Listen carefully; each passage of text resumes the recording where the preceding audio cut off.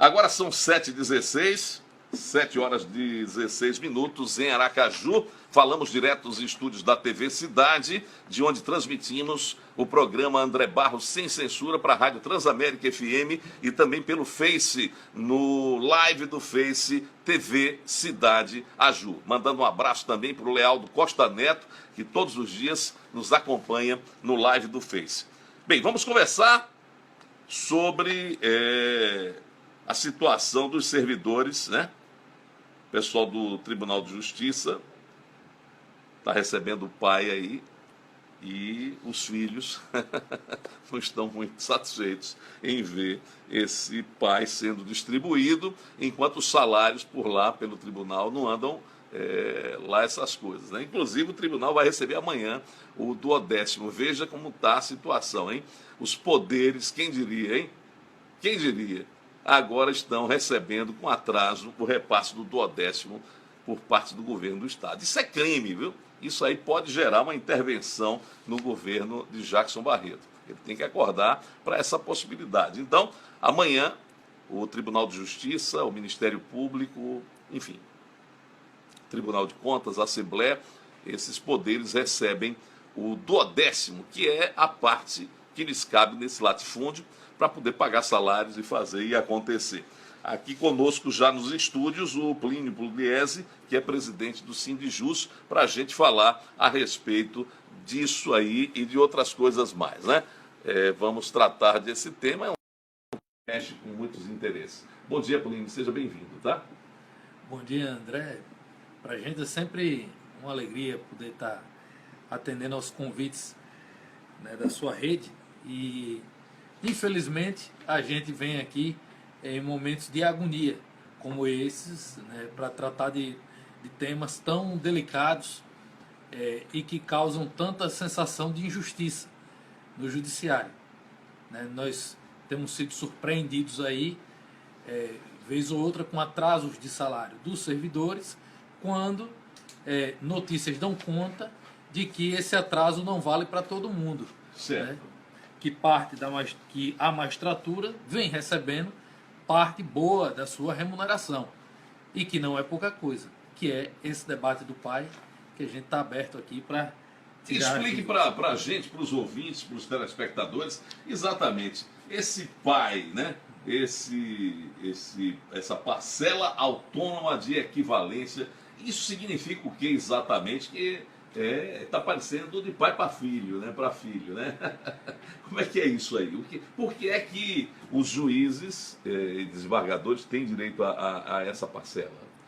O pai foi um nome bonito que encontraram, um nome diferente, pelo que se percebe, para criar uma indenização de outro auxílio moradia, André.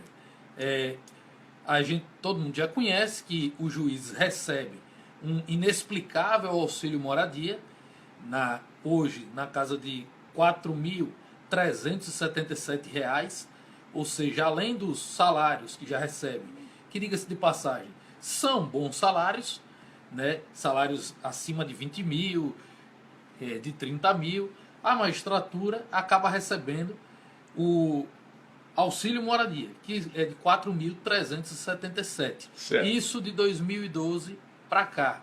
Só que por volta do ano de 2010 já tinha sido criado o PAI, que é essa parcela autônoma de equivalência, que é uma indenização para equiparar o salário dos juízes no Brasil ao salário dos deputados federais por volta da década de 90.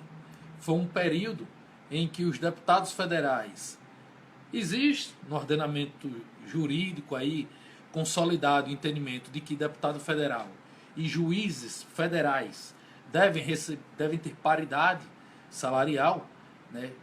E na década de 90 houve um aumento salarial dos deputados federais, e esse aumento, a causa dele foi uma ajuda de auxílio moradia para os deputados federais. Certo. Como todo mundo sabe, existem os apartamentos funcionais em Brasília, e houve, até onde nós sabemos, um mal entendido na época, que parece que os deputados, entre uma legislatura e outra, não tiveram acesso a esses residenciais em Brasília. Então, uma forma de contemplar os deputados que estavam insatisfeitos foi dando um aumento bom no salário deles, que esse aumento era para custear essas despesas com moradia. Os juízes, né, rápidos aí para criar, para conceder os seus direitos, bem ao contrário do que acontece para a média da população, que o nosso judiciário ainda é tido como muito moroso, como lento, né? Os juízes são rápidos, então eles procuraram o que eles achavam que era de direito, e tempos depois eles conseguiram esse direito de ter esse aumento salarial, que seria essa equiparação ao salário dos deputados lá atrás, na década de 90. A isso tudo chamou-se de PAI, Parcela Autônoma de Equivalência. Então, certo, essa equivalência é uma equivalência com os salários dos deputados federais após esse acréscimo de auxílio moradia. Então, nada no popular, traduzindo para o popular, é mais uma verba, né, criada aí, derivada de auxílio moradia. Só que nesse caso, auxílio moradia que foi concedido lá atrás aos deputados federais e que os juízes acham que também têm direito a essa equiparação. Bem, o Sindijus, o sindicato, esteve agora no dia 18, né?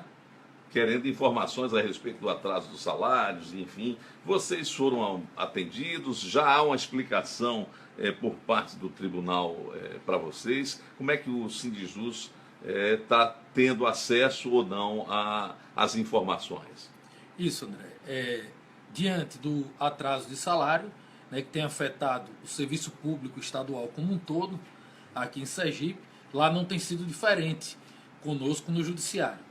O executivo ele atrasa o duodécimo e, por sua vez, o Tribunal de Justiça atrasa os salários. Então, o sindicato ele tem apresentado alternativas para essa conjuntura difícil. E algumas alternativas, ao nosso ver, elas perpassam para a gente resolver os problemas urgentes, que é minimizar o impacto desses atrasos, e outras que envolvem alterar a estrutura do tribunal. Então, o sindicato propôs que, pelo menos, o Tribunal de Justiça pagasse aquela parte da remuneração dos servidores que pode ser pago com recursos próprios, que são auxílio, alimentação e saúde, não é auxílio moradia. Certo. Né? Nós não recebemos auxílio moradia e nem seria justo recebermos, isso uma indenização inefável, algo que não se explica, né, na sociedade brasileira, juízes recebendo isso. Então, os servidores não recebem esse tipo de benefício tão controverso, mas nós temos auxílio alimentação, como nas empresas existe o ticket alimentação, lá nós temos o auxílio, temos auxílio saúde. Essas verbas podem ser pagas com recursos próprios do tribunal, a exemplo do FERD, que são aquelas custas que são arrecadadas pelos serviços judiciais que são prestados. Certo. Nós solicitamos ao tribunal que pelo menos... E que não é pouco dinheiro, né? Inclusive, né? O recurso arrecadado deve ser de um montante considerável. Isso, no início desse ano estava orçado no Tribunal de Justiça que o FERD arrecadaria algo em torno de 33 milhões no ano de 2016. Então, assim, a nível de... Mesmo falando a nível de Estado, que as cifras normalmente são bem graúdas, mas 33 milhões são cifras que são bem expressivas. Com certeza. E sabemos que já aumentou, inclusive, essa previsão. Então, o sindicato tem proposto que aquilo que o tribunal possa pagar, de acordo com a legislação, dentro do nosso salário, a data prevista corretamente, que é o dia 20, tradicionalmente é pago nesse dia, que pague. E a gente, diante dessa conjuntura difícil, a gente aguarda o duodécimo para receber o restante dos salários, vencimento base, gratificações de quem eventualmente tenha. Além disso, nós temos proposto, André, que para essa conjuntura difícil que o país passa, onde o país está sendo aí desmontado em termos de direitos dos trabalhadores, sendo ameaçados o tempo todo, direitos sociais, que o tribunal também suspenda alguns pagamentos que são bastante controvertidos. E nós temos proposto a suspensão do pagamento do auxílio moradia, como é o caso, que é R$ 4.377 para juízes por mês. O sindicato também tem proposto a suspensão de pagamento de indenizações. Essas indenizações que os juízes recebem são derivadas também de auxílio moradia, indenizações derivadas de auxílio alimentação. Os servidores e os juízes, importante a sociedade saber, recebem auxílio alimentação do judiciário. Até aí não há nada de anormal quando comparado até com o setor privado, que paga ticket de refeição para os seus trabalhadores em alguns lugares. Mas os juízes eles tiveram a capacidade, a criatividade para receber auxílio à alimentação também retroativo. Parece que é isso. Tudo que é pago à magistratura, eles não basta receber o direito com efeito daqui para frente, né? Como gostam os juristas, efeito ex nunc, daqui por diante. Né? Eles também criam o efeito ex tunc, que é a retroatividade. Eles querem receber daqui para trás. Isso gera indenizações que, ao nosso ver, não temos esses números todos, mas que acabam ensejando bolas de neve, porque são indenizações que são pagas de forma contínua. Quando é indenização de auxílio moradia, outra época indenização de auxílio alimentação, já tinha o pai lá de trás, desde o ano de 2010, 2011, já se pagava esse pai, que também é indenização derivada de outro tipo de auxílio moradia, como a gente explicou aqui há pouco, esse criado para os deputados federais e que os juízes se acharam no direito. Então, o sindicato tem apresentado um conjunto de propostas à presidência do Tribunal de Justiça para que possamos dar a nossa cota de contribuição diante dessa conjuntura difícil que o país atravessa. Embora, André, a gente tem tido divergências com o governo do Estado acerca do tamanho da crise. O governo tem dito, através dos seus porta-vozes, que a crise falta recurso, não tem como dar reajuste de servidor nenhum. Por exemplo, o sindicato, o Sindijus é muito ativo, vocês estão sempre antenados, procurando saber o que acontece, porque é muito bom a gente fazer a política sindical, né? É natural que a gente tenha, vocês sindicalistas, façam a política sindical, isso é uma coisa que a gente entende, mas vocês precisam fazer essa política de forma muito equilibrada, de forma muito justa, até para poder ter o argumento certo, e um argumento que seja de credibilidade. Né? Por exemplo, o governo, eu falei há pouco e vou falar já já sobre uma informação que nos chegou ontem aqui na TV Cidade. Nós estávamos ao vivo ontem, na hora do almoço, com o diretor do Sintese, o Roberto Silva, e chegou para a gente a informação de que o governo estava ainda de forma atabalhoada, sem saber quando iria pagar os salários. Né? Sabia que dia 31 e dia 1º, ou dia 1º, ou um ou outro, ou os dois, seria efetuado o pagamento do magistério. O magistério vai receber, por causa do Fundeb, eles têm que agradecer a Deus, né, que existe o Fundeb, porque com os recursos do Fundeb, a folha do magistério, a folha da educação será paga. E aí, na informação que chegava para a gente ontem, uma informação oficial, dizia que as demais secretarias, as demais áreas, estava tudo ainda indefinido. O governo já está aí pensando em ver como é que vai fazer. Dia 11, que é o dia, você sabe que dia 10 há um repasse grande, né, do Fundo de Participação dos Estados. Dia 20 tem outro repasse, mas o do dia 10 costuma ser o maior. E o governo está aí de forma, repito, atabalhoada, sem saber o que dizer para os servidores. Vocês estão acompanhando isso de perto, não estão? No seu modo de ver, por exemplo, o Estado arrecada, e esse dado me foi passado por uma pessoa muito importante da administração. O Estado arrecada, de forma arrecadação líquida, pouco mais de 600 milhões. E a folha líquida fica na casa aí dos 180 milhões, 200 milhões. A folha bruta, 300 milhões. Aí eu pergunto, como é que vocês estão acompanhando isso, juntamente com os outros sindicatos? Vocês acham que tem algo esquisito, né, na apresentação desses números. O Sintese está batendo aí, querendo 77 milhões de volta aí do Fundeb. Como é que o Sindijus está acompanhando esses números? Você teria o que nesse momento a respeito desses números? É por aí mesmo, André.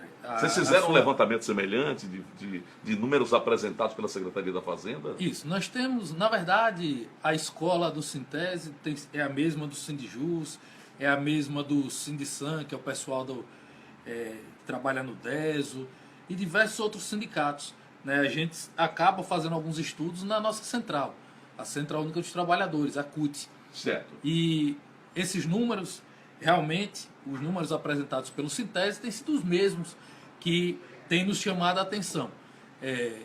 Como você falou, o Estado, você tem informações que o Estado arrecada em torno de 600 milhões ao mês. Pouco mais de 600 Isso. milhões líquido, arrecadação corrente líquida, né? E esses números batem com as informações que temos também. Né? O DIEESE, para quem não sabe, é um departamento intersindical de economia, de estatística, que assessora o movimento sindical há mais de 50 anos no Brasil, nesses assuntos técnicos, né, econômicos. E o DIEESE aqui em Sergipe tem ido para dentro da CUT, junto com diversos sindicatos do Serviço Público Estadual, dentre eles Sintese, Sindijus, pessoal do Ministério Público, do Tribunal de Contas. E DIEESE tem apontado que nos últimos 12 meses o Estado arrecadou em torno de 8 bilhões. E esses números batem, porque se a arrecadação é algo em torno de 8 bilhões. Então, a folha de pagamento, isso é o que entra no caixa do governo, né, proveniente dos impostos, dos repasses federais. Certo. A despesa do governo com o pessoal, segundo o DIEESE, gira em torno de 2,9 bilhões. 2,9 bilhões nos últimos 12 meses. Então, André, daí há um confronto, uma colisão entre o que diz a Secretaria de Fazenda do Estado e o que avalia o movimento sindical.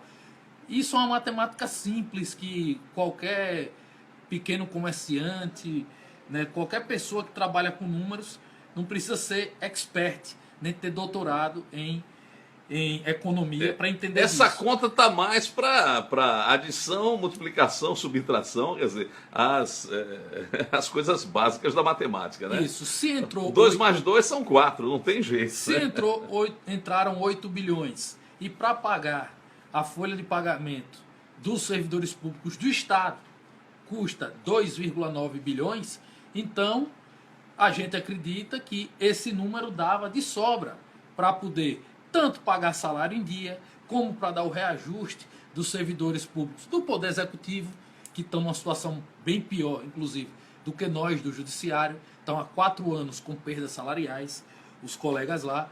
Então, o DIEESE tem nos mostrado que os recursos do Estado, eles têm entrado, mas não têm sido dados os direitos dos trabalhadores, mas os investimentos eles não param, que são as obras. E isso tanto está nas planilhas do governo, como está a olho nu. Quando a gente passa pelo interior do estado, é comum a gente ver em diversas cidades de Sergipe a placa do governo do estado que está fazendo obra. Então, isso nos leva a deduzir, embora não estejamos com todos os números, porque, como nós dissemos lá na CUT, não há uma transparência, há uma janelinha no Estado, né? Não é um portal da transparência, é uma janelinha. É uma opacidade. Né? Isso. Então, nos leva a deduzir que parte dos recursos que deveriam ser para custear direitos dos servidores públicos estão indo para reforçar essas obras, né, que não queremos dizer que não são necessárias, são, mas que sejam feitas dentro, né, das dotações que são devidas a investimentos no orçamento ano a ano, e não pegando e suprimindo os direitos dos servidores. Tá certo. Eu quero agradecer a vinda aqui do Plínio. Obrigado mesmo por ter vindo, tá? Obrigado mesmo. O Sindijus está fazendo um trabalho, está vendo essa questão do auxílio moradia e outros auxílios mais que estão por aí. nada contra ninguém, mas tudo a favor de todos, né? Eu acho que quando a coisa é para todo mundo, né, e engloba de uma maneira geral todos os servidores, acaba sendo mais democrático, mais justo para todo mundo. Plínio, obrigado por ter vindo, obrigado mesmo, é sempre um prazer falar com vocês do Sindijus. A gente sabe do trabalho equilibrado, do trabalho que vocês realizam ao longo desses anos aí. E o que a gente pode torcer é que dentro do tribunal, o presidente, enfim, todos os que fazem o tribunal, os demais desembargadores, sejam justos e trabalhem de forma equânime com os recursos para os servidores desempenharem as suas atividades. Pois não, para a gente encerrar. Só para encerrar, para não dizer que não falamos das flores, como diz o compositor, André. Tem os espinhos também, isso, né? Para não ficar só nos espinhos, de fato, a presidência do Tribunal de Justiça tem apresentado propostas que vão em consonância com o que o sindicato tem proposto. Um dos projetos, já tivemos a oportunidade de conversar aqui outro dia, é de redução dos cargos em comissão. O desembargador Luiz Mendonça, presidente do tribunal, propôs a redução de gastos com cargos em comissão. Tem um projeto tramitando no pleno do tribunal desde dezembro do ano passado. Infelizmente, os demais desembargadores ainda não votaram. Isso geraria uma economia de em torno de 5 milhões ao ano. Então, esse tipo de projeto, o servidor efetivo e o Sindijus, eles concordam, né, e não temos nenhum problema em defendermos juntos. Então a gente acredita que dá para ter um judiciário cada vez mais eficiente e gastando menos com aquelas despesas que são dispensáveis. Tá certo. Plínio Pugliese do Sindijus, obrigado por ter vindo aqui ao nosso programa, obrigado por ter